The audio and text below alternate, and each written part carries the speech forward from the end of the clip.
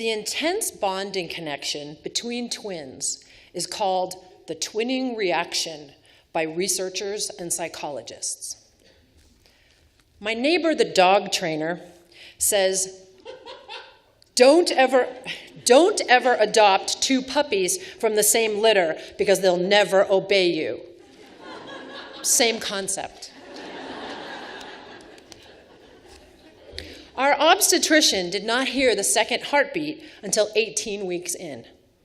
I was already panicked about motherhood. Now there'd be identical twin boys.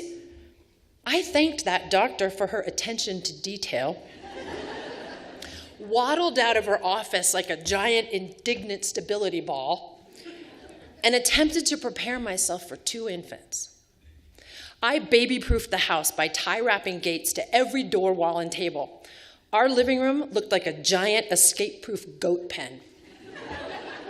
I bought 4 sets of sheets and blankets for each crib, plus a front-to-back stroller, a side-by-side double jogger, and a fancy McLaren fold-up. I budgeted for babysitters, bought 20 cases of Costco diapers, and created a sign-up genius meal chart for family and friends. I was ready. Yet nothing could have prepared me for the intensity of my twins' connection and the ways they'd interact that would test my parenting skills and make prolonged sleep deprivation seem as minor as a paper cut. As infants, they demanded to nurse together, puked in stereo at 3 a.m., and dropped bulk supplies of Binkies through the slats of their crib until we wised up and separated them at bedtime. At 6 months, we hung their bouncy seats in opposing doorways, eyes firmly locked as if preparing for a sumo match.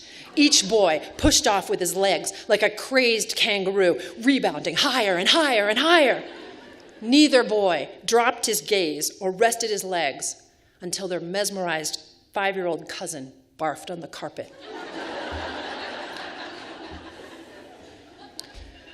When we introduced grown-up foods, their bond won out over Mom's wishes every time. Axel would try anything, but Aiden was picky.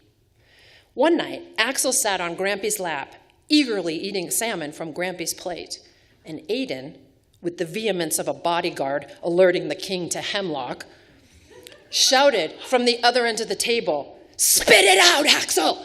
Spit it out!"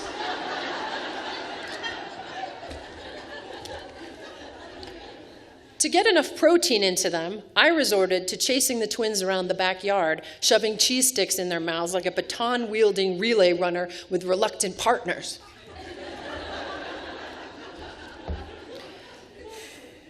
When the boys were 2.5, my husband came through the front door and shouted, "What's with the blood?"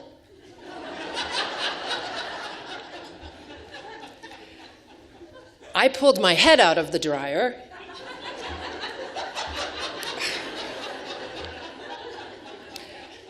Sure enough, there was a red trail up the stairs. I sprinted to inspect the twins, now calmly seated in front of the Wiggles TV show. Axel had a deep cut down his arm, but shrugged at me in explanation. We found a bloody broken laundry basket and deduced the boys had dragged each other through the house and a section of plastic had given way, ripping Axel's arm. Stopping the game to complain, cry, or fill in their mother would have been unnecessarily inconvenient. When they were 3, the preschool suggested we test their hearing.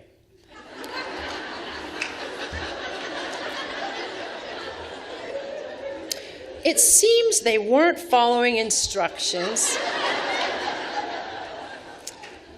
and the kindly teachers feared it was because their ears might be impaired. I related this to my friend, a mom of identical twin girls, who laughed with me like we were watching a Melissa McCarthy comedy skit. We knew they weren't deaf, just having the twinning reaction. A common scenario at both of our homes. Mom calling, then yelling, then screaming either or both twin names, finally resorting to placing her face inches from theirs and bellowing at jet engine decibels with spittle flying. The twins would finally glance up in shock, that their mother was even in the house. Potty training proved to be 100 times harder than necessary due to tag teaming. Once again, it was inconvenient to their focused playtime to interrupt for a diaper change. I'd walk into a room with a hand covering my nose and mouth and mumble, "Who's got the stinky diaper?" Without looking up, they'd point at each other. "Him," they'd say in unison. I reached the outer limits of desperation and put M&Ms and Hot Wheels cars on the mantle as rewards for using the toilet. Just as Axel was coming around and gleefully earning prizes, Aiden used his influence once more, staring me down and instructing, "No, Axel, no M&Ms." And just like that, Axel was back in a pull-up.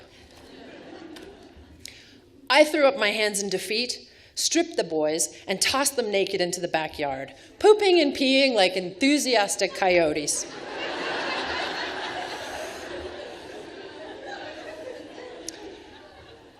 In the end, neither my army of strollers or my meal chart, nor the garage full of diapers prepared me for my twins' connection and the ways it would undo me. Eventually, we put them in different first-grade classrooms, which made them more independent and slightly more obedient.